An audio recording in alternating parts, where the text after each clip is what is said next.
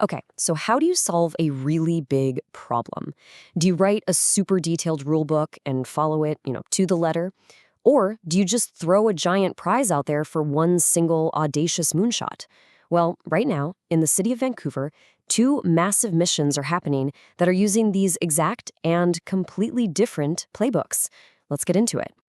So, on one side, you've got the mission of public safety. It's this huge ongoing service that all of us taxpayers fund.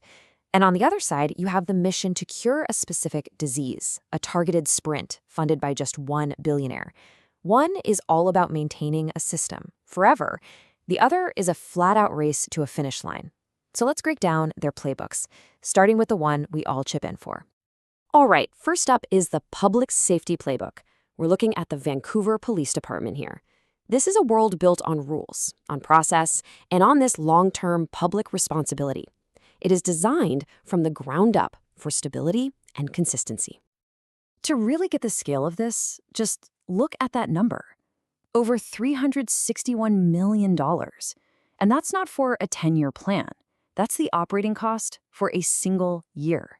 This is the massive public investment it takes to keep a city safe 24/7. So where does all that money actually go? Now, this is what's really interesting when you dig in.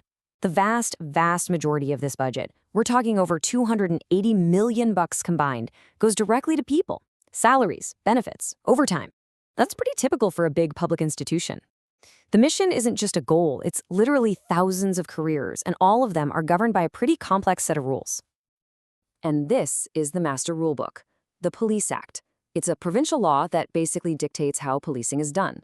The VPD can't just make things up as they go along. They have to operate inside this incredibly detailed legal framework that defines everything. It is accountability, written into law. And that rulebook, it creates all these layers of oversight.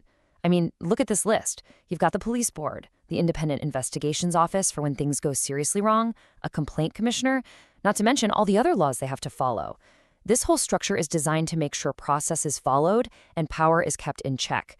It's built to be deliberate, which, isn't always fast.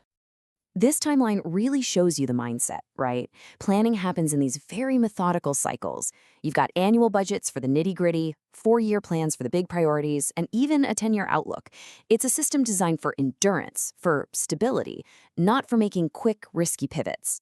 Now, let's switch gears and look at a totally different approach.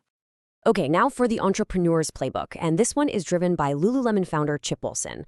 This is a completely different model. It's not about maintaining a system, it is a high-stakes, all-or-nothing race against the clock. This quote tells you everything you need to know about the mindset here. While the public model is built to minimize failure, to avoid risk at all costs, this one embraces it. Wilson literally sets goals so big that he expects to fail half the time. It's all about pushing the absolute limits of what's possible. And here is that audacious goal. It's not fuzzy, it's not vague like improve health. It is brutally specific. Find a cure for FSHD, a condition that Wilson himself has. And it's got a non-negotiable deadline.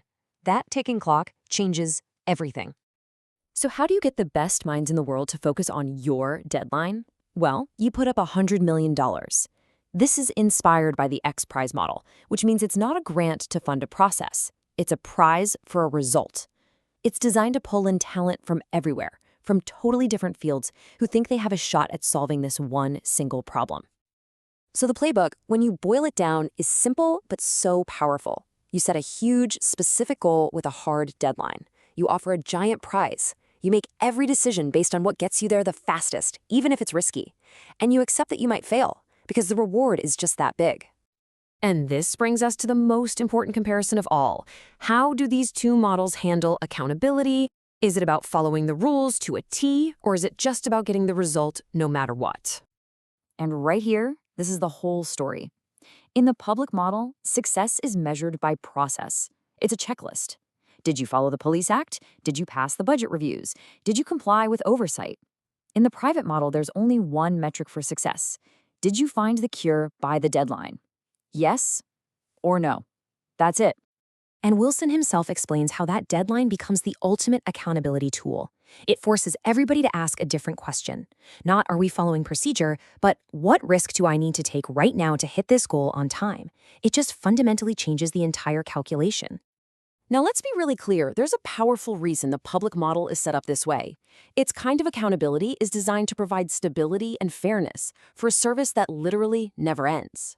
It's there to protect citizens and make sure that a powerful public institution operates by rules we all agree on. The private model's accountability, on the other hand, is just brutally simple. It is absolute. You either hit the moonshot or you don't. The process doesn't really matter if the result isn't delivered. It's accountability to the outcome and to nothing else. So we have two radically different playbooks for solving massive problems playing out in the very same city. And this brings us to the final and most critical question. This table just sums up the trade-offs perfectly, doesn't it? You have the public model, funded by everyone, for a goal that never ends, governed by rules that try to minimize risk. And then you have the private model, funded by one person, for a goal that has a finish line, driven entirely by the outcome, which demands that you tolerate a ton of risk. So the takeaway is pretty clear. The public rulebook gives us stability and accountability. It makes sure a vital service is there for every single one of us, every single day.